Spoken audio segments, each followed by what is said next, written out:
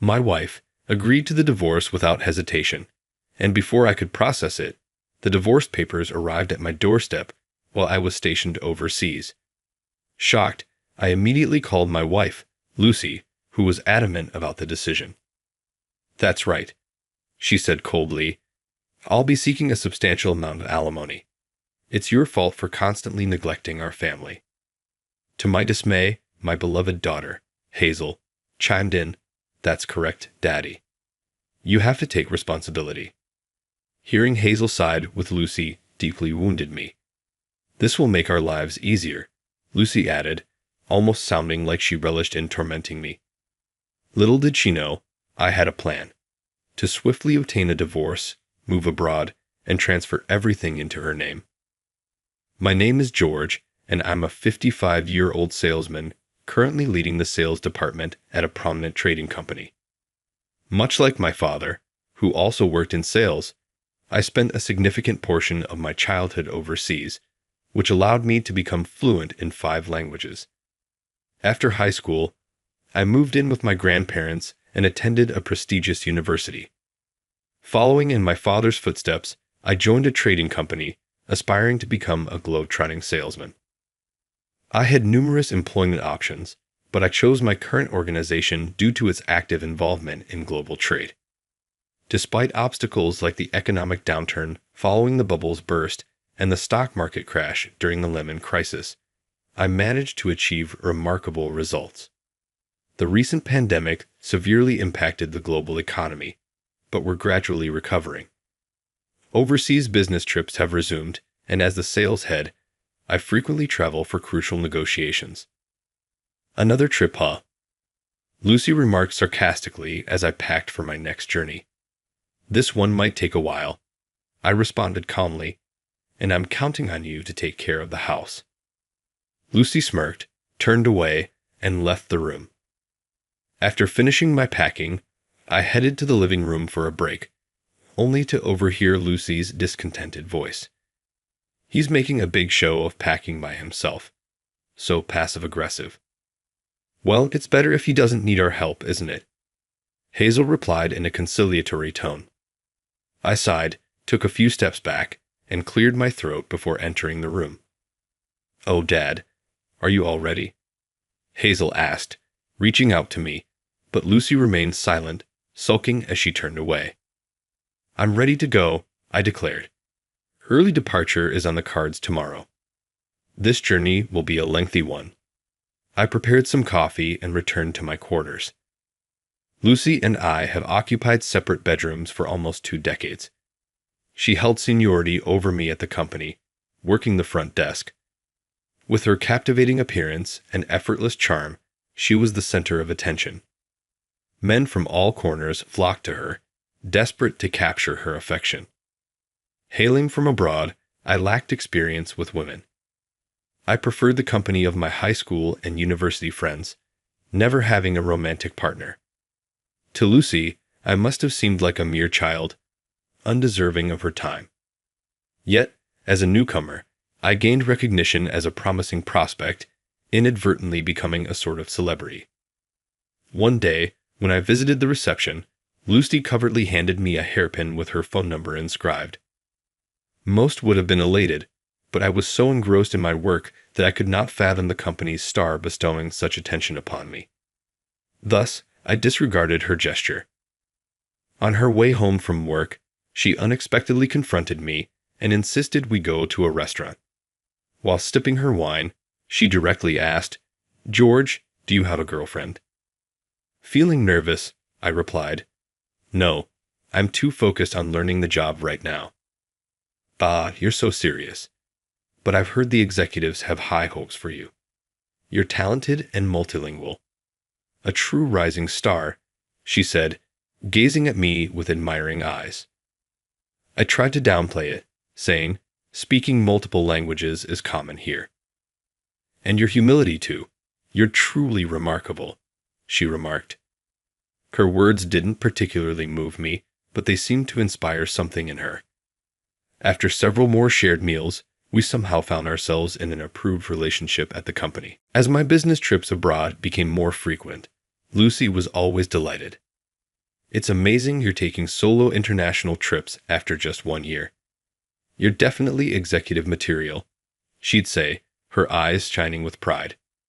In time, I grew to genuinely love Lucy, and after 3 years, I proposed. I'm so thrilled, she said. I'll be by your side, ready to uplift and back you up, she'd assured, determined to be a steadfast companion. After our marriage, Lucy resigned from her job. Several of her male coworkers expressed grief and resentment towards me, but by then, I had earned respect in the sales department, and no one dared to voice their complaints directly. Soon after our wedding, we discovered that Lucy was pregnant. We moved quickly, but Lucy was severely affected by morning sickness and found it challenging to manage household chores. I did my best to assist, but nothing I did seemed to satisfy her. The kind Lucy who used to praise me during our courtship had vanished. I kept telling myself that her behavior was solely due to the pregnancy, hoping she would revert to her former self once the morning sickness had passed. However, the reality was not that straightforward. When Hazel was born, the nights were arduous. Lucy would often say, "At least take care of her when you're home," and leave me with a crying Hazel after I returned late at night. On the few days I had off, I spent my time catching up on cleaning and laundry. Being young, I believed that postpartum women were delicate and required gentle treatment, as my parents from abroad had taught me. Despite my exhaustion, I persevered in supporting my family. Lucy often delegated household duties and childcare to me, but she never let me slack off at work. Thankfully, Hazel remained healthy, avoiding any major illnesses. Time passed quickly, and before long, nearly 30 years had gone by, yet my relationship with Lucy had significantly cooled. Nonetheless, I take pride in having given my all for my loved ones. When I was promoted to department head at my company 5 years ago, we even moved to a high-rise apartment, as Lucy had wished. After all, a department head at a prestigious firm is expected to reside in such a setting. For a time, Lucy seemed content, and we coexisted harmoniously. Regrettably, this peace was short-lived, and Lucy's attitude once again turned icy. She was willing to handle Hazel's chores, but refused to take on my share. The misery of performing household tasks with my weary, aging body was indescribable. Thoughts of divorce crossed my mind numerous times, but being constantly occupied and having Hazel nearby deterred me from following through. She speaks ill of me where I can overhear, casting unflattering remarks in my direction. "All right then, I'm off," I muttered quietly in the empty hallway the next early morning and left the house. For me now, work is where I feel most purposeful. After successfully completing the travel procedures and boarding the plane, I closed my eyes. My body felt heavy because I couldn't fall asleep easily last night. As I closed my eyes, yesterday's conversation between Lucy and Hazel echoed in my mind. "Ha, acting as if you've done nothing wrong with that holier-than-thou attitude. That's what I can't stand." Lucy started complaining as soon as I stepped out of the living room with my coffee. "Well, it's because of him working hard that we can enjoy our life, isn't it? I really wish you'd try to keep him in a good mood a bit more." Hazel, with a laugh in her voice, tried to calm Lucy down. When Hazel was young, she was attached to me, always calling Dad Dad. But as she hit puberty, she started to rebel against me. On the other hand, she seemed to gravitate towards Lucy, who wasn't much of a caretaker, but was fashionable and youthful. Lucy, indifferent to parenting, must find Hazel, who speaks sweetly, a more manageable partner compared to me, who can be nagging, especially when it comes to expensive decisions like high school or college enrollment. Hazel, more cunning than Lucy, cleverly navigated between the two of us to benefit herself. Initially troubled by Hazel's rebellious attitude, I was pleased when she became docile, but a certain event made me realize her true nature was twisted. I used to criticize Hazel for not finding a job after graduating from college, calling her activities bridal training while she just hung out. But now, I don't even feel like saying anything. Dad, do you know any good guys at your company? I wish to find someone reliable and wonderful like you, Hazel would occasionally say when I was home, almost like she was flattering me. Well, if I see someone promising, I'll introduce him to you. I'd respond with a smile, but my heart had grown cold. In the end, Hazel probably just wants someone convenient to leech off, just like Lucy does. One victim in this family is enough, so I've been dodging the issue, pretending to look around. You know, he never introduces any men to me. I'm already 28. I want to get married soon and become a graceful stay-at-home wife like you, Mom, Hazel would say. She's already in the midst of her elegant bridal training, isn't she? Well, boring guys like him are just a drag. Wouldn't recommend? They giggled together. But hey, if you want to have fun, there are plenty of ways to do that, right? Ah, Mom, really? Saying that in front of your daughter? They burst into uncontrollable laughter. I entered the room without making a sound, unnoticed by them. Ah, what am I going to do with those two? I thought. But they're my family, after all. I drank my coffee, feeling a sense of emptiness. The coffee was too bitter, keeping me from falling asleep easily. Before I knew it, I had arrived at my destination in Bangkok. It seems I had fallen asleep while deep in thought. Leaving the plane, I felt a sense of refreshment, a stark contrast to the heaviness I felt when leaving home. At the airport, I met up with the local staff who came to pick me up and was guided to the branch office. There, we discussed the details of this transaction. Thailand is a vital hub in Southeast Asia for our company, holding significant importance. On the final day of my trip, after smoothly progressing through negotiations and successfully concluding the contract, all that was left was my return home. A letter from Japan arrived at the hotel where I was staying. Why would they send it by mail when a call or email from the company would suffice, especially since it was addressed to me personally? Curious, I opened it to find a single piece of paper inside. Unfolding it, I saw that it was a divorce paper, signed and stamped by Lucy. Sending the papers all the way to Bangkok. Couldn't she have waited until I got back to Japan? Feeling frustrated, I decided to call Lucy anyway. Oh, how unusual. Did the post arrive by any chance? Lucy asked, her tone dripping with meaning. Yeah, the divorce papers did. What's this all about? I asked calmly. Lucy grinned and laughed. What do you think? I want a divorce. You've been neglecting the family so much that I've finally run out of patience, she declared triumphantly. Is that so? I responded. Lucy just laughed scornfully. I'm serious. Even our daughter agrees with the divorce, she rattled on, not giving me a chance to speak. So there you go.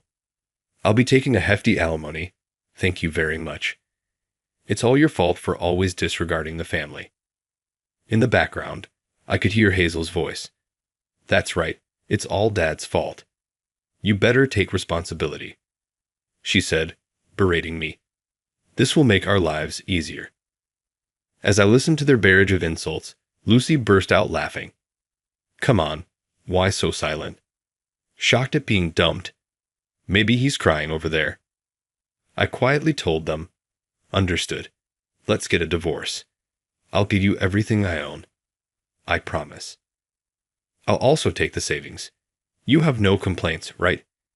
After all, I've supported you all this time, so you should be grateful and hand it over, Lucy said, and I could almost see her smirking over the phone. Understood. Let's proceed with that, I said. As I heard their triumphant laughter, I hung up the phone. Well, things are about to get busy, I muttered to myself and decided to get moving right away. Upon returning to Japan, I immediately submitted the divorce papers and completed all the necessary procedures. Feeling a sense of relief I hadn't felt in 30 years, I cracked open a beer, leaned back in the chair I'd brought out onto the deck, and enjoyed the pleasant breeze. A hum escaped me involuntarily. Then my cell phone rang loudly. Who's that? I thought, picking up the phone. Lucy's name flashed on the screen. "Hello," I answered, and immediately Lucy's hysterical screaming blasted through the line. "What do you think you're doing?" she yelled, her voice so loud it distorted the sound. "What do you mean? What do you think you're doing? What's going on?" I responded coolly. For a moment, all I could hear was her heavy breathing, as if she was out of breath. Something about a certificate of content arrived. She started speaking again, still panting. "Just as it says, due to the divorce, your infidelity has been uncovered, so I'm claiming compensation." "It's not just that, is it?" I said, my voice steady. Lucy's voice trembled. "Yeah, it includes the DNA test results that Hazel isn't my daughter, right? There's also evidence you tricked me into raising Hazel, so I'm asking for the return of all the child-rearing expenses I've incurred. If you're not willing, we'll go to court." "But I can't pay something like $300,000, she stammered. "Then why not have Hazel's real father pay? Seems fair, doesn't it?" "What were you talking about?" she stuttered. "Don't play dumb. I know everything. All of it," I said in a low voice, making Lucy gasp in fear. But he doesn't have that kind of money anymore. His ex-wife took everything. The savings, the retirement fund, everything." Her feeble excuse was as good as admitting Hazel had a different father. I was exasperated by Lucy's usual foolishness. "It's the former executive vice president Brown, right?" Lucy gasped on the other end of the phone. "I only found out about this recently myself. Surprised me too, to think that our matchmaker at our wedding was actually your lover, Lucy." Lucy groaned, but then, as if realizing something, asked, "Did you tell Brown's wife about this?" I was impressed Lucy caught on for once. "That's right. You catch on quick." I gathered all the evidence and informed his wife. "All this meddling is too much," she said, grinding her teeth, but there was nothing more Lucy could do. His wife was furious about the years of betrayal. Their son is a lawyer, and through his connections, they hired a top-notch attorney. "They managed to take almost all of his assets, didn't they?" I added. "Speaking of which, his wife mentioned she was going to sue you for damages as well." "What did you say?" Lucy screamed, and then there was the sound of rustling papers. This. It seemed she had also received a certified letter from Brown's wife, demanding $50,000 in damages. "I can't pay that." "Wow, that's $350,000 in total." "Impressive. Good luck with that. Hey, if you're short on cash, you could always sell some land." "Oh, that's right. The deed is in my name now, isn't it?" Lucy's voice brightened at my reminder. "That's right. It's all done. So I'm going to hang up now." After hanging up, I couldn't help but burst into laughter. About a year ago, I accidentally learned of Lucy's trickery and the truth about Hazel. As for my former boss, the ex-executive vice president Brown, I learned his secret when I was supposed to dine with a client at a restaurant. The client was running late by about an hour, and while waiting, I decided to get some coffee. As I turned around, I saw Lucy and Brown entering together. Brown was my boss, and Lucy, being from the same company, knew him well, especially since he was the matchmaker at our wedding. We've continued to send gifts for mid-year and year-end traditions without fail, but the way Lucy and Brown were together that time felt more intimate than just acquaintances.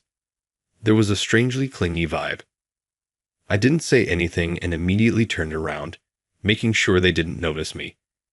Conveniently, they were seated at a table across from mine, separated by a pillar. I couldn't see them, but in the quiet restaurant, I could barely hear their voices. "Lucy, it's been a while." "Yes, I thought we could see each other more since you retired, but you never get in touch." Lucy's voice sounded petulant. My bad. When I was working, any excuse would do, but now that I'm at home, it's harder to find a reason to go out." I was confused. Brown must have retired last year, so why this sudden familiarity? Lucy's tone was so different, completely unlike the aloof attitude she usually showed me. "How's Hazel?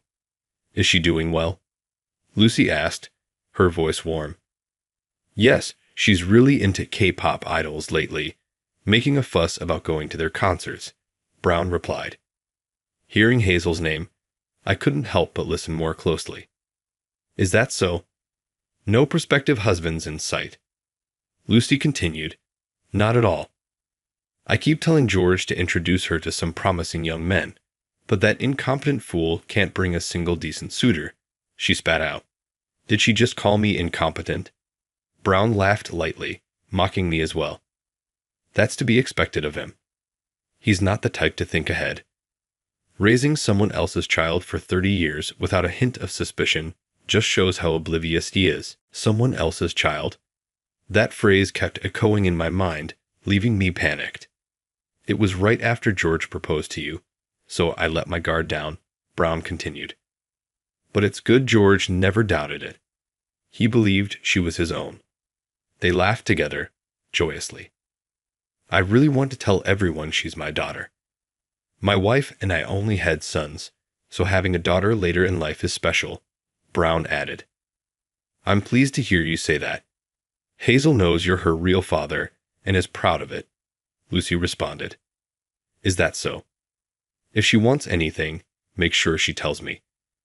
"I want my precious daughter to have the best," Brown said. "Let's go dine at a fancy restaurant together sometime soon," Lucy suggested, her tone wheedling, but I was far beyond caring. Hazel knows her real father and is proud of it. My vision darkened and cold sweat broke out. I felt faint, barely recalling the rest of their conversation. Somehow, I managed to leave the restaurant unnoticed and called my client to cancel our meeting, claiming I wasn't feeling well. The client apologized, concerned about my health. "Strangers are far kinder," I found myself muttering. "I've been betrayed by my former boss, my wife, and my daughter all along." I don't remember how I got home, but when I came to, I was lying on my bed. Neither Lucy nor Hazel had come home yet. As I stared up at the ceiling, I swore I would uncover the truth about Lucy and Brown. Hiring a private investigator didn't take long to confirm my suspicions. They were involved in an affair. Worse, it started even before she married me. Talking to someone who had retired, I learned their affair was quite well known back then. Then came the DNA test. When Hazel came home drunk and fell asleep in the living room, I secretly took a saliva sample. I felt utterly miserable, doubting the paternity of the daughter I had once cherished. But now, realizing she was just as deceitful as Lucy, my anger replaced any lingering affection. The results confirmed it. She wasn't my biological daughter. As I looked at the evidence of Lucy and Brown's infidelity and the DNA test results, I laughed. It was a dry, hollow laugh. "I'll use this evidence to drag them through the mud," I swore to myself. A year went by as I waited for the right moment. When Lucy lied about going to a hot spring with friends and instead went out with Brown, I didn't miss my chance. I contacted Brown's wife, revealing their affair with the evidence I had gathered. She turned pale as she examined the proof, but promised to fully cooperate with me. With the help of a top-notch lawyer and her son, we stripped Brown of everything. He was cast out, just as his wife had promised. "It's your turn now." I remember her words when I reported back to her 3 days later. Then Lucy called me again, her voice frantic. "What's the meaning of this?" she yelled. "What do you mean? What's the meaning of this?" "Maybe you should expand your vocabulary," I replied, exasperated. Lucy breathed heavily in frustration. "You transferred the deed to that land, that remote mountain. It's practically worthless. I talked to a real estate agent, and they said I'd lose money selling it. The maintenance fees and taxes are a nightmare." I calmly replied to her shrill protests. "You said you wanted everything I owned. I just made your wish come true. Thanks, by the way. That land from Grandpa was a burden, so you taking it off my hands really helped me out." After my sarcastic thanks, Lucy probably fell silent from sheer anger. Then I heard a voice shout, Mom, it's a disaster. Wait, Dad, is that you? The call switched to video chat, and Lucy's face looked furious while Hazel's was pale with shock. I just went to the bank to check our account, Mom. Calm down. There's less than $100 left. Lucy's jaw dropped. Dad, what's going on? Hazel glared at me. There's no money left because you all spent it, I replied calmly. Lucy glared at me, raising her voice. Take a good look. My paycheck gets deposited, right? But almost every month, it just disappears. And what about the bonuses? They went straight to your overseas trips, designer bags, and spa treatments. No way, that can't be true. But as Hazel looked at the bank statements, her expression said it all. She was dumbfounded.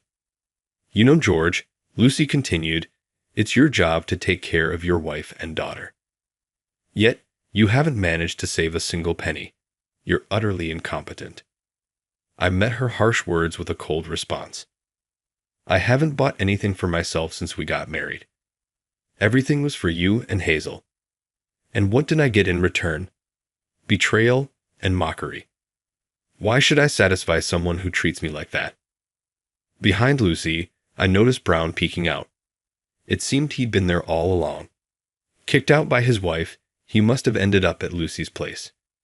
George, long time, no see, Brown said, trying to sound calm, though he looked more disheveled than before. Long time no see, Mr. Brown, I replied firmly. His face twisted as I continued. After betraying people for so long, now you're kicked out, with no home or money. What do you want from me? Brown forced a smile. What's the matter, George? That's not like you. We're talking about the wife you've been with for 30 years and the daughter you cherish. Stop being petty and help them out, will you? His words made my blood boil. Help? Why should I? Why don't you help Lucy and Hazel if you care so much? Brown shrugged sadly. George, I'm just an old man now. My relationship with Lucy wasn't what you think. She was just helping me out. So please, with a generous heart, help Lucy and Hazel. And me too, in our time of need. I watched him, realizing he might have always been this shameless, but it was only now becoming clear. Just then, Hazel cried out, almost screaming, Dad, your daughter's in trouble. We can't even afford food. You stopped the credit card, remember? It's been unusable since yesterday. Then, Hazel, maybe you should work and support your real father, I replied coldly. What are you talking about? You're my father. Hazel shot back, her eyes fierce and determined.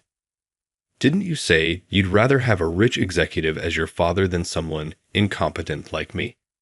If that's the case, you should cherish that father you're so proud of, I said, trying to guide her to the truth. Hazel exploded. What are you talking about? Sure, I heard he was rich and had a fancy degree, but now he's just a broke, jobless old man. I don't need someone who can't even buy me anything. She started stomping and yelling, while Brown beside her looked petrified. Right, you transferred all your assets to Lucy, didn't you? Then this house belongs to her, she said. We could sell it and get a significant amount of money. Panicked, Brown blurted out, Yes, that's right. It's a high-rise luxury apartment. It might fetch around $1 million, right, Lucy? Hazel's anger vanished as she suddenly smiled. That's amazing. We're set for a while. Brown turned to me cheerfully. George, my apologies, but we're going to sell this condo you bought and use the money for living expenses and alimony payments. I enlightened him with a simple fact. What are you talking about? This condo was never in my name, so it doesn't belong to Lucy. Lucy was shocked. But that's not what you promised. You said you'd give me all your assets. I smiled. Yeah, that's why I transferred the ownership of those mountains to you. Plus, I gave you the furniture and appliances you bought for your hobbies, even though they were bought with my card. Those mountains are nothing but a nuisance, Lucy exclaimed, slumping to the floor. Then whose name is this condo under? Hazel demanded. At that moment, a man popped up beside me, causing Hazel and the others to scream. This is Kenny, my childhood friend and current employer. What employer? What are you talking about? Lucy asked, bewildered. I quit my job and am now in Bangkok, Thailand, I explained. Kenny's been running a company here and had invited me before. I never mentioned it because I knew you'd never approve. The first thing I thought after getting divorced and becoming free was that now I could work with Kenny. But what about this condo? Lucy pressed on. Kenny took over. Long time no see, Lucy. You might not remember me. We only met at the wedding.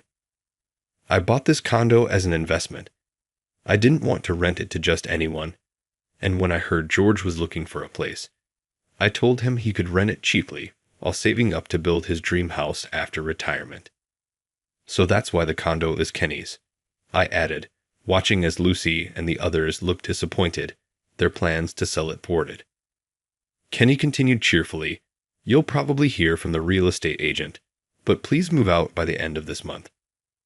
I rented it to George and his family, but now that you're divorced, Lucy, you're a stranger. And Hazel wasn't really his daughter, right? So I have no reason to rent the place to you. Lucy and the others started shouting at each other, hurling insults. It all stemmed from Mom making Dad angry. I told you to handle it better, I said. First, Brown told me to trick George into thinking Hazel was his child when I got pregnant. If you're going to deceive, at least keep it up until the end. You got caught because you were sloppy. It's your fault. The argument had become unpleasant and unbearable. If you want to debate, do it later. Pack your belongings now. I'm ending this call, I stated firmly. The trio glared at me. Then Lucy cried out, George, it was all a misunderstanding. It was an error. I only love you. When I was younger, this man deceived me. Hazel was a mistake, and I don't need her anymore. Let's pretend the divorce never happened. I'm a victim too, so let's go back to how things were. Please, I was just lonely and foolish. Hazel snatched the phone from Lucy. Dad, you're the only dad I have. You've always taken care of me. Don't listen to Mom. Let's live together, just the two of us. I'll show you your grandchildren someday. Can I come live with you too? Immediately, Brown chimed in, George, Bang is an excellent choice. Southeast Asia is booming. I'd love to work at that company too. Despite my age, my achievements speak for themselves. Please introduce me to your friend Kenny. The trio argued over the phone, trading insults back and forth. Kenny and I watched in disbelief, feeling overwhelmed. Finally, I quietly hung up the phone. The past decade had been a grueling journey for Kenny. With empathy, he acknowledged the challenges I had confronted in cutting ties with those who had caused me distress. As we clinked our chilled beers, a sense of relief washed over us, toasting to the newfound freedom that lay ahead. The real estate agent's directive had compelled Lucy and her companions to vacate the condo, despite their efforts to remain. Regrettably, her family had refused to provide them shelter, leaving them to wander between internet cafes. Brown's circumstances were even more dire, as his wife's powerful connections had obstructed his ability to secure employment or lodging. Ultimately, his desperation led to an unfortunate outburst, resulting in his arrest. As I reflected on these events, a sense of vindication emerged, tempered by the realization of the profound personal toll that betrayal and adversity can take. Ashamed, Lucy and Hazel vanished from the city without a trace, rumors swirling about them living in seclusion in the distant mountains. Since then, I've joined Kenny's company, and our sales have steadily climbed. The people here are kind, filling the void left by Lucy and Hazel. Sharing a beer with Kenny after work, discussing the business, and reminiscing has become my greatest joy, despite my fatigue. I'm deeply grateful for this change. Reflecting back, I see I'd wasted time due to misjudging people. But those lessons have taught me to treasure the wonderful company I now have. In the years ahead, I aim to cherish my relationships and time even more.